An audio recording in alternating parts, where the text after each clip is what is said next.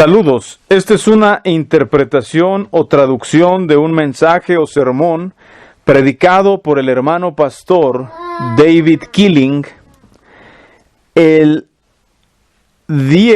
11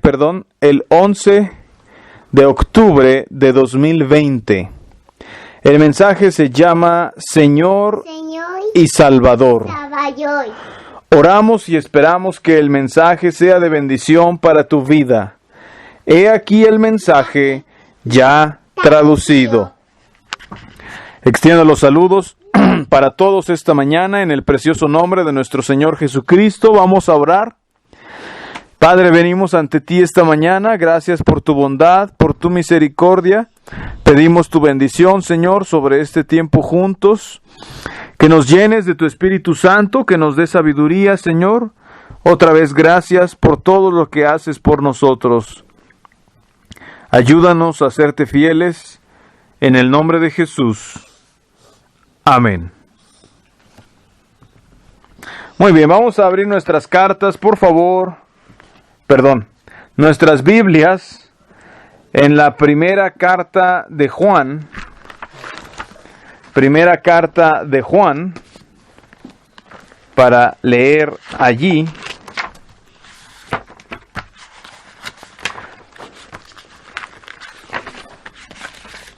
Vamos a empezar en el capítulo 1, versículo 1 de Primera de Juan. Dice así el apóstol: lo que era desde el principio, lo que hemos oído, lo que hemos visto con nuestros ojos, lo que hemos contemplado y palparon nuestras manos tocante al verbo de vida, porque la vida fue manifestada y la hemos visto. Y testificamos, porque la vida fue manifestada y la hemos visto, y testificamos y os anunciamos la vida eterna, la cual estaba con el Padre y se nos manifestó. Lo que hemos visto y oído, eso os anunciamos, para que también vosotros tengáis comunión con nosotros, y nuestra comunión verdaderamente es con el Padre y con su Hijo Jesucristo. Estas cosas os escribimos para que vuestro gozo sea cumplido. Este es el mensaje que hemos oído de Él y os anunciamos. Dios es luz y no hay ningunas tinieblas en Él. Si decimos que tenemos comunión con Él y andamos en tinieblas, mentimos y no practicamos la verdad. Pero si andamos en luz, como Él está en luz, tenemos comunión unos con otros, y la sangre de Jesucristo su Hijo nos limpia de todo pecado. Si decimos que no tenemos pecado, nos engañamos a nosotros mismos, y la verdad no está en nosotros. Si confesamos nuestros pecados, Él es fiel y justo para perdonar nuestros pecados y limpiarnos de toda maldad. Si decimos que no hemos pecado, le hacemos a Él mentiroso y su palabra no está en nosotros. Me quiero enfocar en esta ocasión en los últimos versículos de este capítulo. Y quiero empezar diciendo que uno de los principales problemas de la religión es que muchas veces parece que tenemos una parte de lo que Dios quiere y perdemos de vista la otra parte, ¿sí? Tenemos bien un pedazo de la verdad y tenemos mal otro pedazo. La Biblia enseña que Jesucristo es el Señor. Y mucha gente confiesa eso con su boca, pero la realidad es que Jesucristo no es su Señor en una vida práctica. Algunos dicen que es su único y suficiente Salvador, pero no es su Señor. Sin embargo, otros lo quieren tener como Señor, pero no como Salvador. Lo cierto es que Él es Señor y también Salvador. Él es las dos cosas, ¿sí? Y no podemos tener la una sin la otra, o no deberíamos. Muchas veces en círculos cristianos de los más serios, de los más piadosos, de los más estrictos, tenemos personas que se esfuerzan por obedecer, quieren que Jesús sea el Señor de su vida, hablan acerca de la obediencia, tratan de obedecer, quieren seguirlo, obedecer sus enseñanzas, los mandamientos del Nuevo Testamento, a veces con reglas extra o a veces poniendo todo el enfoque en simplemente obedecer. Y viven vidas muy piadosas, muy estrictas, muy santas, muy ejemplares a veces. Tienen a Jesús como Señor, ¿sí? Y muchas religiones, sobre todo las diferentes religiones, no solo el cristianismo, todas las religiones más fundamentalistas se adhieren de manera muy seria a lo que creen ser lo correcto. Aún los musulmanes, vean cuán estrictos pueden llegar a ser algunos de ellos. Y también tienen un Señor que ellos se imaginan ser Dios, ¿verdad? Pero ¿eso los hace cristianos? ¿Eso los hace salvos? Sí, tienen disciplina, pero la disciplina los hace discípulos. Tienen una vida estricta, tienen un código de ética piadoso, tienen una manera de vivir muy particular, pero ¿eso los hace seguidores de Jesús? ¿Sí? Hay gente con esas mismas características, ¿verdad? O con características semejantes, que se adhieren a los principios del Nuevo Testamento de manera muy estricta, quieren obedecer, tratan de obedecer, ¿sí? No solo el Nuevo Testamento, quizás toda la Biblia, quizás aún digo, a veces hasta extrabíblicas,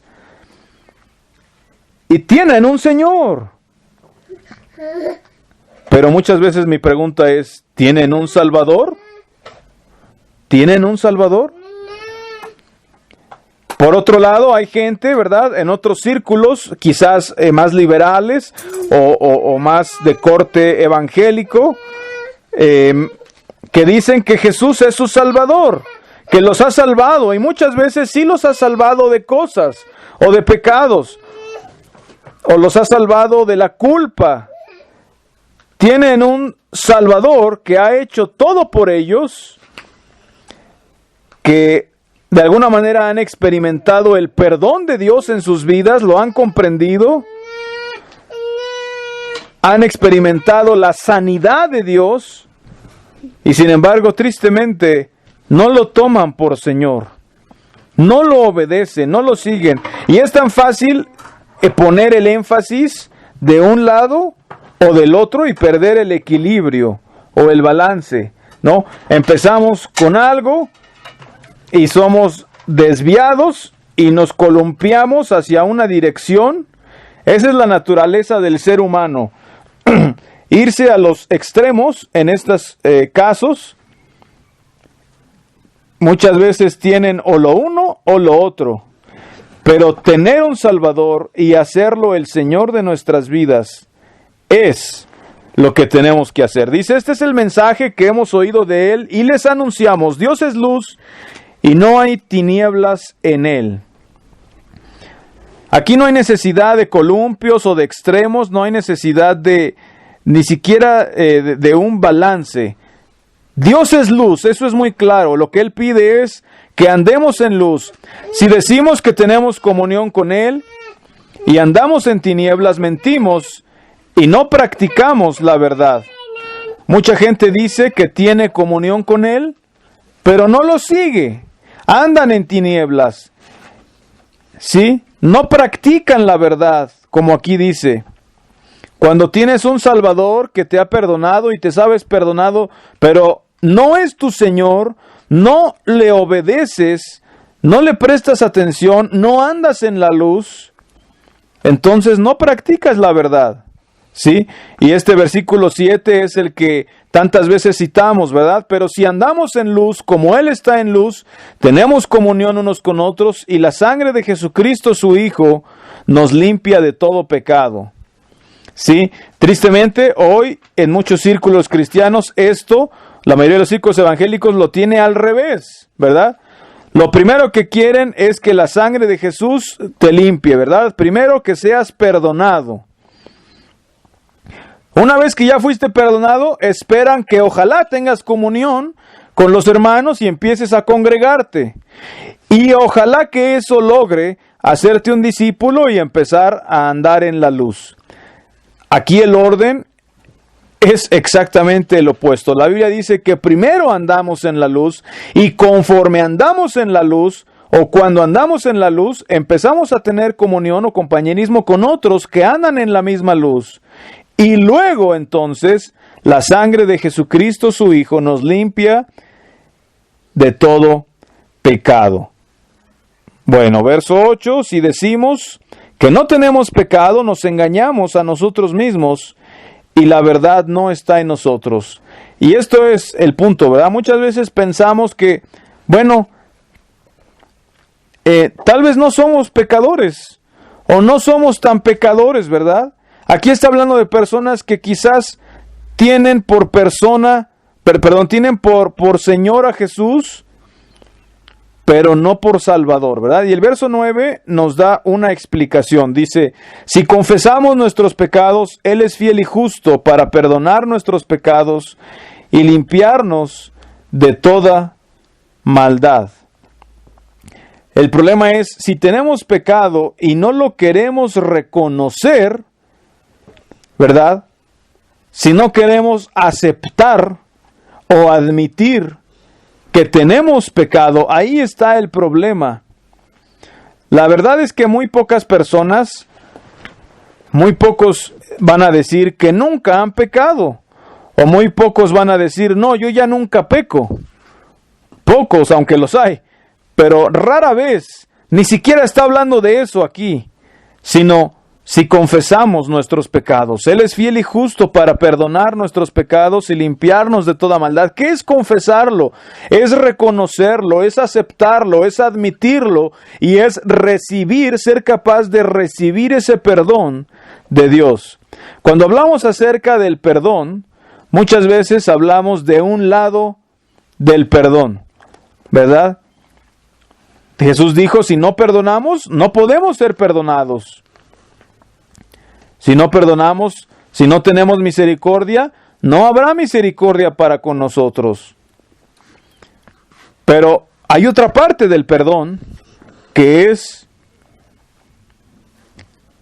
¿recibimos el perdón? ¿Estamos dispuestos a recibir el perdón? Mucha gente que es religiosa, que tiene una religión muy estricta, muy piadosa, una religión buena, yo diría, con muchas cosas buenas, y sin embargo no tienen el perdón de sus pecados. Hay culpa, y es la culpa lo que guía sus acciones, es la culpa lo que hace que sean cada vez más estrictos y más santos, en vez de tener gozo, descanso y paz, reposando de sus culpas, aliviando sus conciencias, descansando en el perdón de Jesús. Más bien, sus conciencias les acusan constantemente y cada vez se hacen más estrictos, cada vez son más duros consigo mismos y con los demás. Y es que para recibir perdón, tenemos que aceptarnos a nosotros mismos y admitir lo que somos. Y aquí es donde entra este versículo. Si decimos que no hemos pecado o que no tenemos pecado, nos engañamos a nosotros mismos y la verdad no está en nosotros. No importa cuán religiosos seamos, muchas veces es la culpa la que señorea en nuestra religión, no el perdón, la misericordia y el amor lo que nos está guiando. ¿Sí se dan cuenta? Tener un Señor y un Salvador. Tener un Salvador sin un Señor es vano. Y tener un Señor sin un Salvador es igualmente vano. Es igualmente sin valor.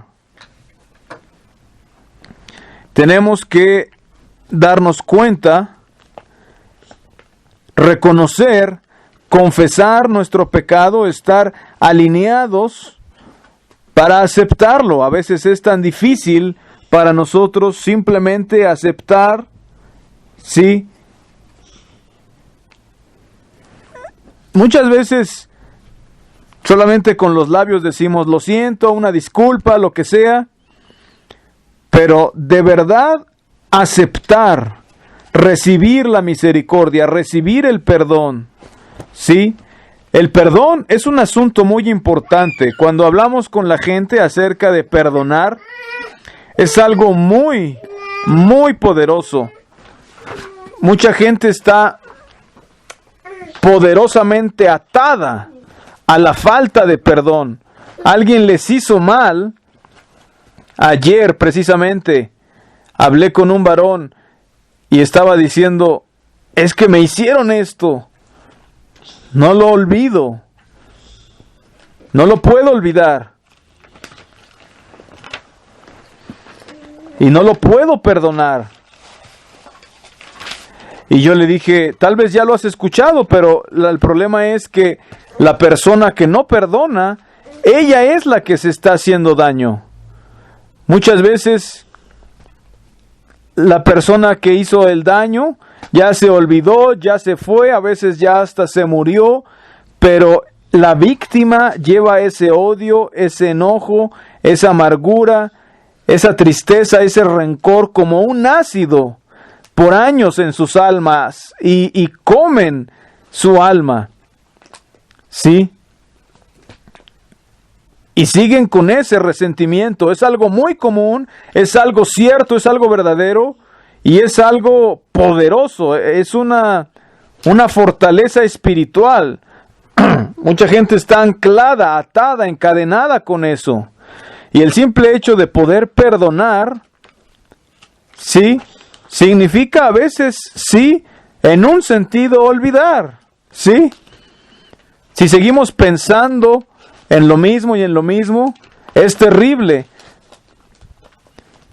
Pero te imaginas qué bienaventuranza, qué felicidad, qué bendiciones, que alguien te hizo mal y tú ya ni siquiera te acuerdas.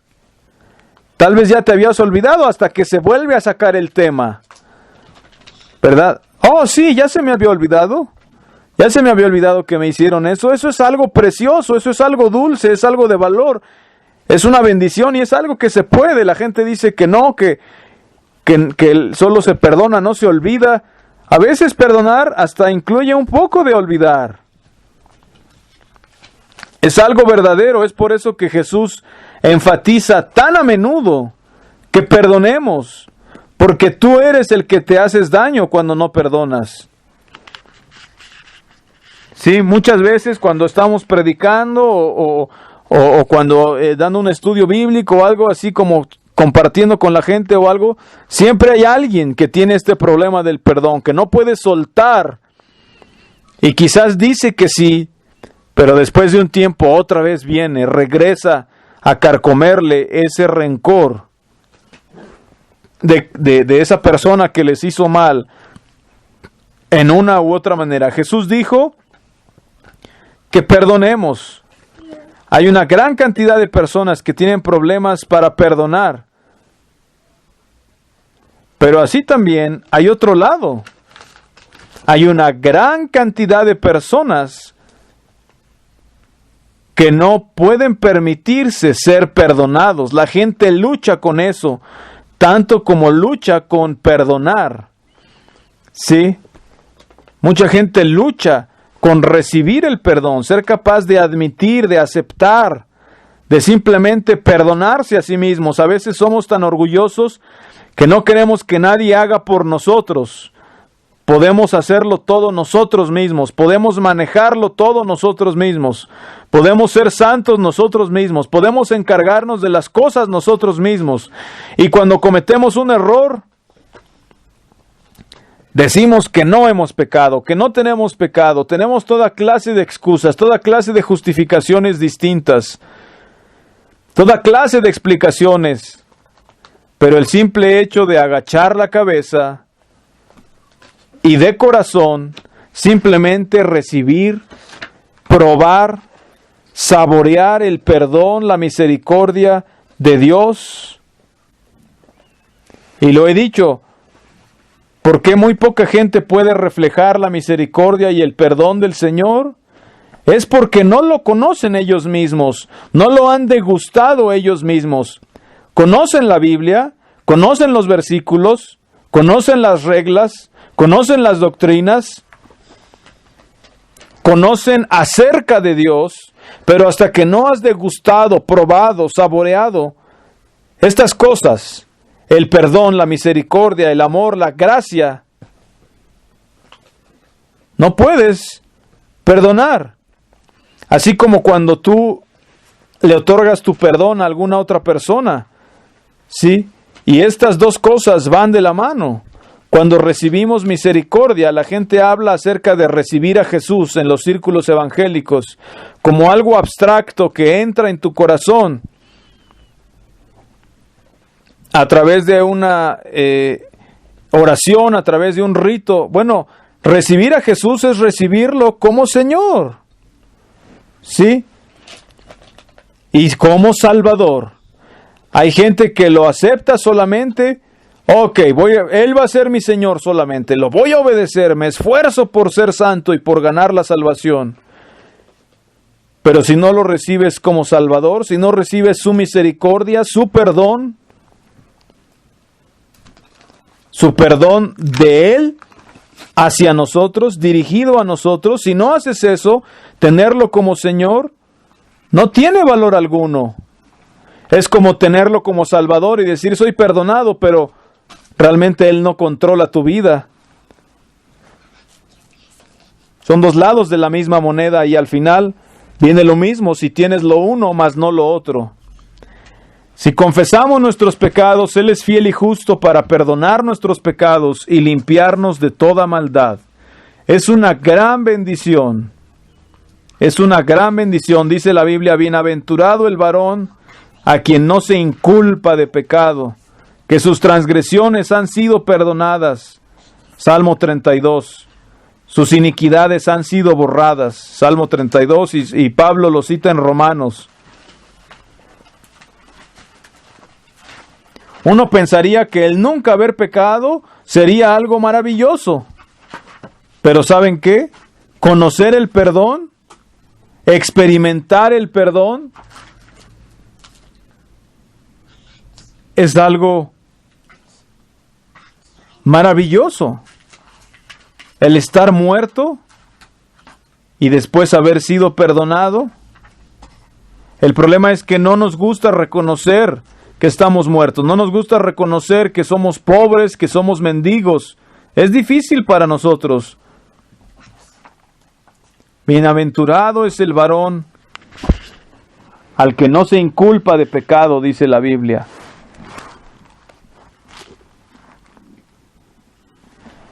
El varón o la mujer que ha sido perdonado y que puede hacer a Jesús el Señor de su vida. La religión tiene una manera extraña pero poderosa de tener una parte bien y otra mal. Pero el simple caminar en la luz, andar en la luz, es aprender a entender su perdón, aprender a conocer, a probar, a degustar su perdón, su gracia, su misericordia, porque nos alcanzamos a ver a nosotros mismos tal como Él nos ve. Eso significa confesar nuestros pecados, no lo que nosotros vemos de nosotros mismos, no lo que pensamos u observamos en nosotros mismos, porque nuestras conciencias nos vuelven locos, nuestra culpa nos vuelve locos. Pero no debemos dejar que la conciencia y la culpa sea nuestro Señor, sino lo que Dios ve en nosotros. Recibir su misericordia,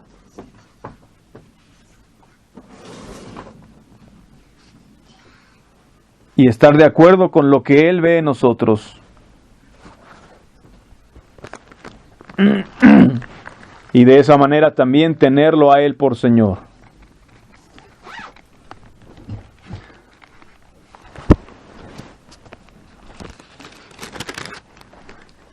Bienaventurado, dice la Biblia, aquel cuya transgresión ha sido perdonada y sus pecados han sido limpiados. Bienaventurado, bendito, bendecido. Que Dios les bendiga y que Dios bendiga su palabra.